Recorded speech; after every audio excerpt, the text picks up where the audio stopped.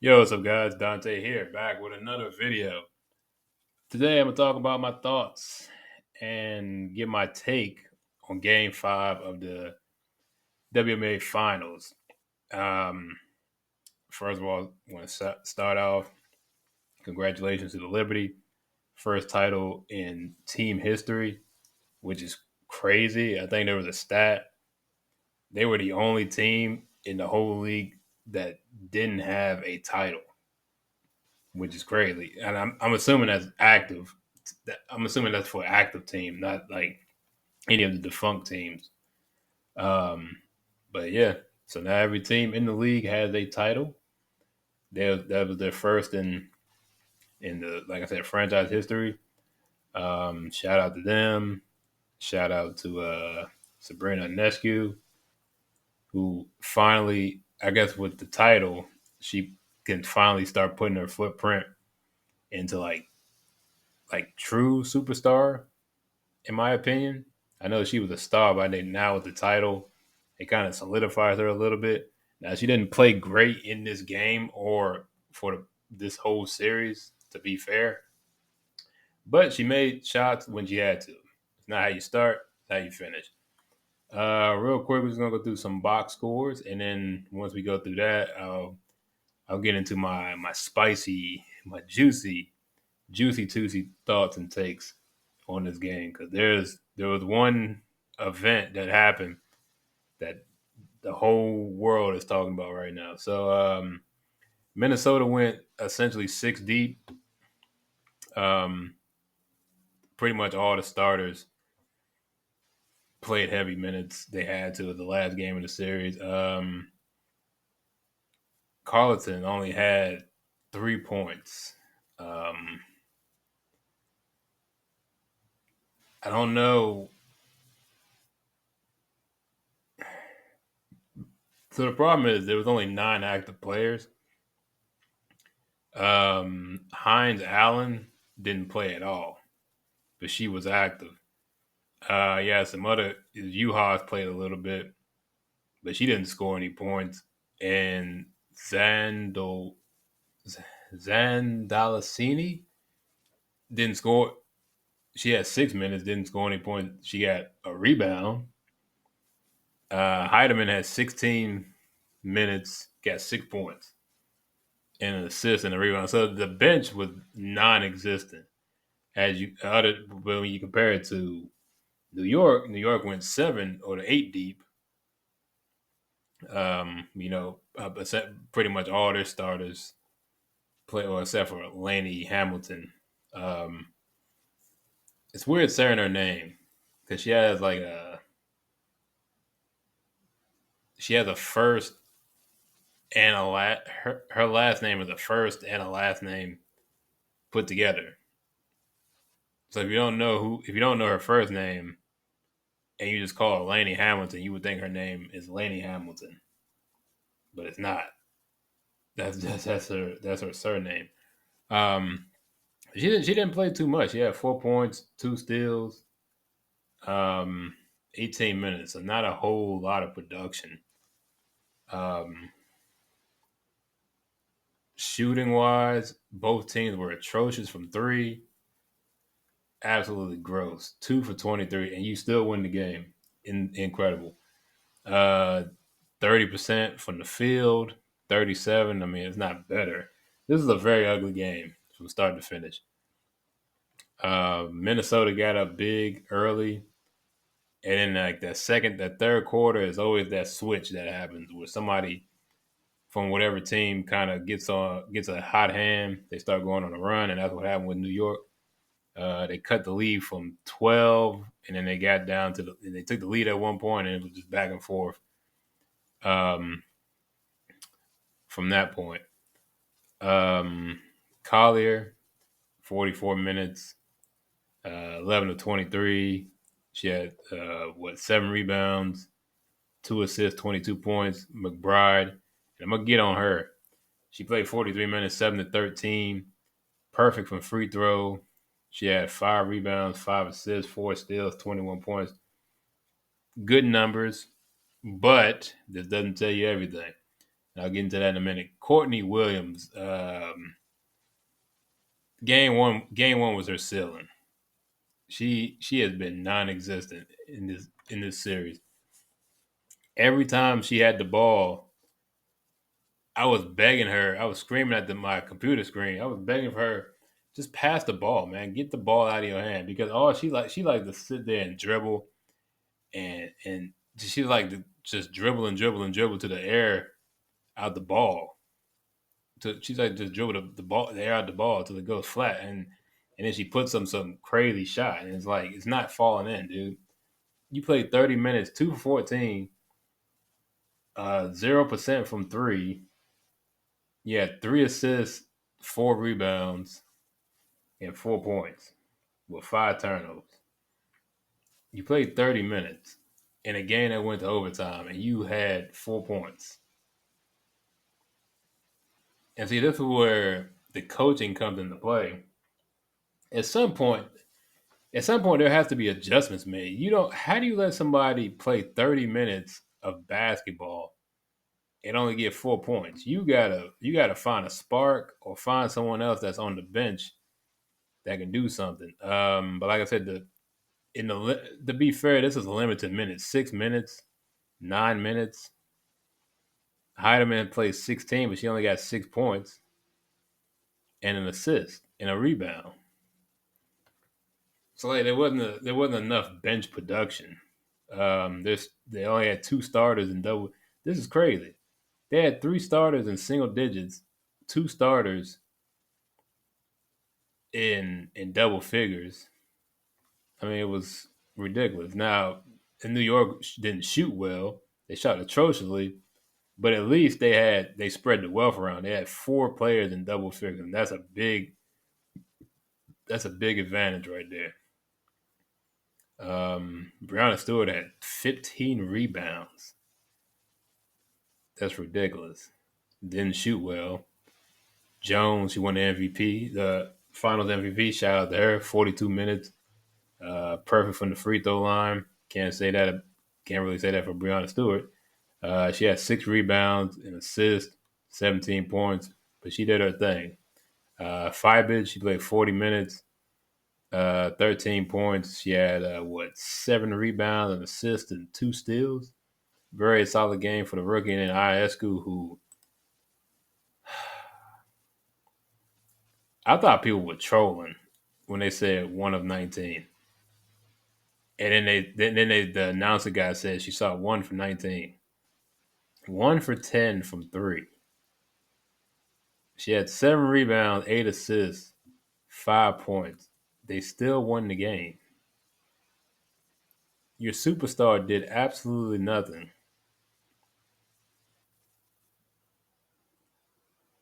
and won the game. This is almost reminiscent of like Steph's first championship. He didn't play particularly well, but AI, not Allen Iverson, Andre Iguodala, he stepped up off the bench and he ended up winning Finals MVP that year when they won their first title against the Cavs. This is very reminiscent of what that is because, like I said, Stewie she stepped up, but I mean she's the veteran. You would hope she stepped up. Jones stepped up. She always plays big. I didn't know she had been in four. She had been in 3 finals before this. That's crazy. I did not know that. I didn't know she was in the league this long. They had Thornton, 21 minutes, 2 points. Again, that's a waste. Sobley, 17 minutes, 5 of 7, 3 or 4 from the free throw line, 7 rebounds, a steal, a block, 13 points. So she put in some work off the bench. Vandersloot, 3 minutes. She's been pretty much non-existent in the playoffs for what I've seen. She doesn't really play. I haven't really seen her on the court since the playoffs started. So maybe it's just kind of like her age. She's not really producing like she used to do. But yeah, that's about it for the box score. Atrocious shooting from these teams. So if you combine their 3 points, it's 5 of 41 or 5 of 42 combined free throw combined 3-point shooting. That is crazy. That is ridiculous. How do you shoot that bad? And then another thing, the discrepancy, you see the free throws, 21 to 25, 7 to 8. They got no calls at all. And I was watching the game and I was I was looking through, social media, and people were talking about this couldn't have been any more scripted or staged or whatever you want to call it. And usually I don't look at sporting events and when I see calls that are like egregious, I usually don't. I almost never go to the fact that it could be rigged. But this, I don't know. It's pretty weird. Now there were some events that led up to the end of the game where it's like maybe, but there's still a chance. But yeah. So that actually, since I'm on that subject, let's go ahead and get into it. So we all know what happened the last minute of the game. Minnesota was up, and Breonna Stewart. So let's backtrack a little bit. So there was a possession. Breonna Stewart got fouled, and to tie the game, she had to hit free throws. Now the free throws she missed in game one was shocking. But then when I was watching this game, and not only she missed the first one, she missed the second free throw. That was something that was just the odds of that were like astronomical. I did not think that was going to happen. She missed both free throws, and then Minnesota got the ball. They went down, didn't do anything with it. They got it back. They got it back with like what 5 6 seconds left, or like 10 seconds left, and they got the ball back in their side of the court. And Breonna Stewart got the ball, and she got to about the I got about somewhere about the left. She was in the paint by the left side of the key by the free throw line. She pulled up for a shot, and they called the foul on Alana Smith. And if you look at the replay, she went straight up, hands straight up in the air. She didn't move her body in a weird position to like block her. Because that's what people were saying. Maybe that's what I think Rebecca Lobo said. Maybe it was like a lower foul where like she moved her legs into a weird space to cause the foul, but it didn't. She looked like she didn't really move her body, and then she put her hand straight up, and then yeah, she went for the ball, and she might have grazed her hand. I mean, is that a foul though? So if I block your shot and I hit the ball and like my pinky, you know, taps your hand, that constitutes a foul. No, it's not a foul. That's a clean block. But they gave her the foul, and they essentially let Breonna Stewart redeem herself for missing the first two, which, if being fair, she shouldn't have had that opportunity. But it is what it is. She hit the free throws, and then you go down and you got the last shot with 5 seconds.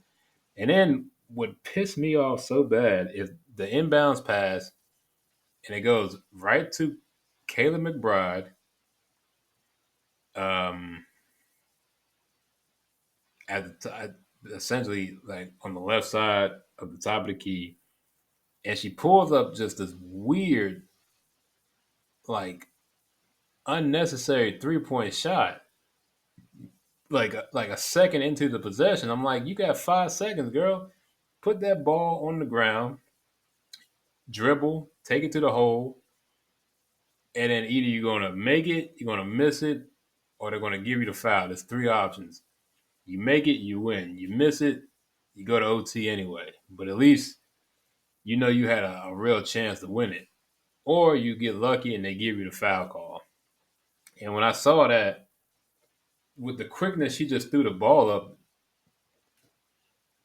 so there was two things. Either she didn't want to get the either she didn't want to take the contact, and or she didn't want to go shoot free throws. Like the moment maybe was too big for her, and she didn't want to be put in a situation where um where the game would come down to her. Because essentially, by that point, if she'd have put the ball down on the ground, it's probably like a 1 second left. And if she gets the foul call, she hits 2 free throws, you go up two. I don't think New York. I think New York had already used their. They had already used their advancement timeout to move the ball up, so they'd have to go 94 feet in like 2 seconds, and the chance of them hitting the shot at that time from that distance was not going to happen. They would have been WNBA champions. And I'm like, that's just insane because they had more than enough time to draw up a play. That you can tell that was not the play they drew up. She just threw a shot up. I'm like, what are you doing? Put the ball on the ground, go to the hoop. If you get fouled, you get fouled. If you don't get fouled, it is what it is. But at least give yourself a chance to hit an easier shot. You took one of the hardest shots in the game, like not even a half of a second into the possession. I mean, come on, man. And then, oh, I forgot. There was also she walked. If you look back at the Breonna Stewart thing when she got the inbounds pass before the foul, she walked, and I didn't notice that the first time, but I was looking at the screen and I just happened to look down at her feet, and she was moving, so like she was literally walking without the ball. She didn't put the ball down. She didn't dribble. She caught the pass. She turned around and like she took 3 steps. You can take 3 steps if you're going to attempt a shot. You can't just take 3 steps and then stop and then dribble and then that's not how that works. She walked and they missed that call, but they called the foul, which the foul was like that's subjective. It's not a foul, but I guess depending on who's looking at it, you can make a case for a foul. But that walk was blatant, and everyone missed it. I'm like, that's crazy. Because I didn't even notice it the first time because I had to look at the replay a few times. I was looking more at the replay, the part where she blocked the shot.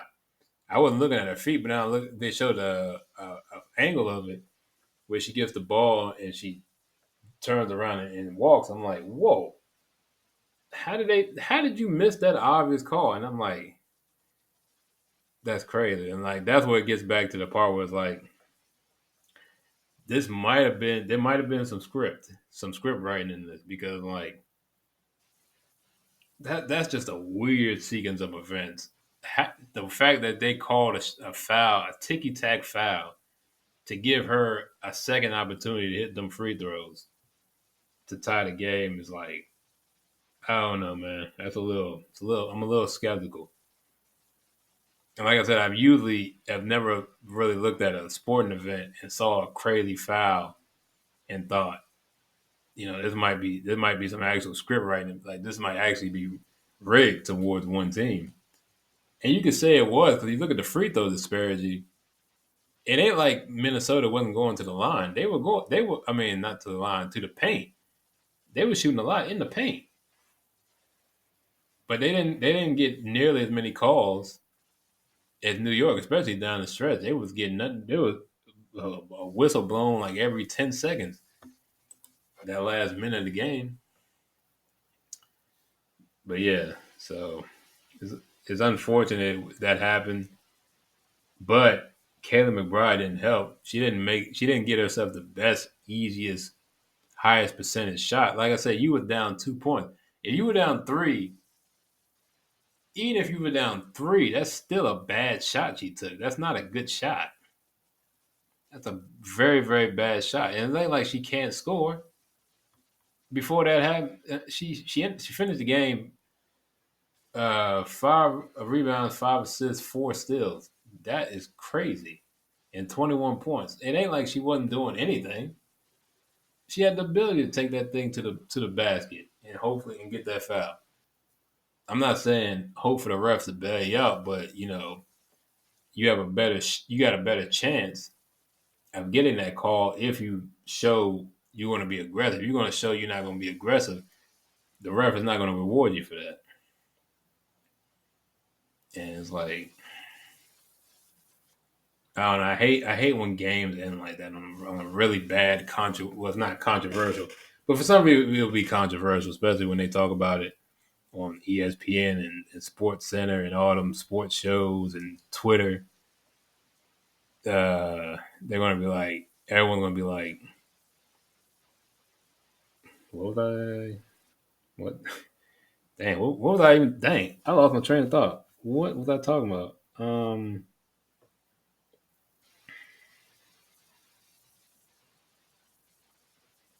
Wow, that's crazy. I just I blinked out mid statement. That's crazy. It is after midnight and I'm tired, so I guess that's my excuse. But yeah, man, Kevin McBride let him off the hook. I know it doesn't come down to one play, but that was a big play. The fact that you caught the ball in an inbounds pass and just shot the first shot that came to you. I don't know, man. And then the ticky tack foul and giving her a second chance at free throws. And then I mean, after that, it was just they had lost like all the momentum, and they just lost the fight because then if you see up here in overtime, they had 2 points, and I think they were like 0 for the whole period. The only reason they got 2 points is they went to the foul line. Um, it's crazy. That actually pissed me off. I usually don't get super upset, but that's just that is actually insane. The fact that shot she took is just crazy. I can't believe it. I can't believe it. I don't understand it. That's just weird.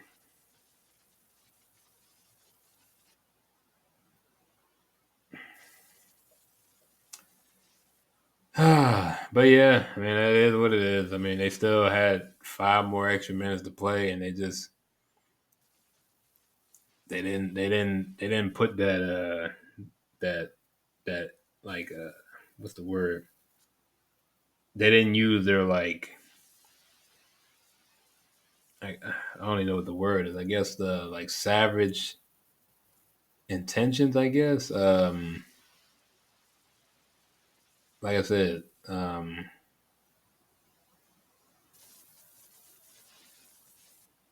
man, um, geez, I'm sorry. I'm so tired, dude. That ending wore me out, man. Because I was so heated that the game ended like the fact that the fact that it went to overtime like that is just it's just that's just hard. And I don't have no stake in the game. Just watching that, just that is just a horrible freaking way. It's just a horrible freaking way to lose the finals. After all that energy to get it back to Game 5, to come back to New York and you still had a chance to win. It just sucks, man. But shout out to New York for winning that first title. Minnesota, they'll be back. They'll be in the playoffs next year. They know that's a given. I think I want to get better. I don't know the salary cap situation in the contract, so I don't know who's staying and who's going and who's going to be protected. Um, I mean, if I had to make a guess, essentially the starting five they got, and probably like Uhas, I think you would protect them, and the rest of them are like whatever wherever their fate lands is where they're gonna go. You know what I'm saying? Um, and in New York,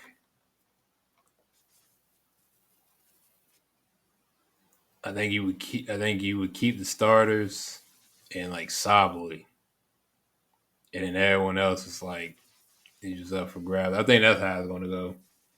I could be wrong. I don't know. That expansion draft is not for a good while anyway. But yeah, that's all my thoughts on the finals. It's a good finals, man. I know I didn't make videos for every game, but I didn't think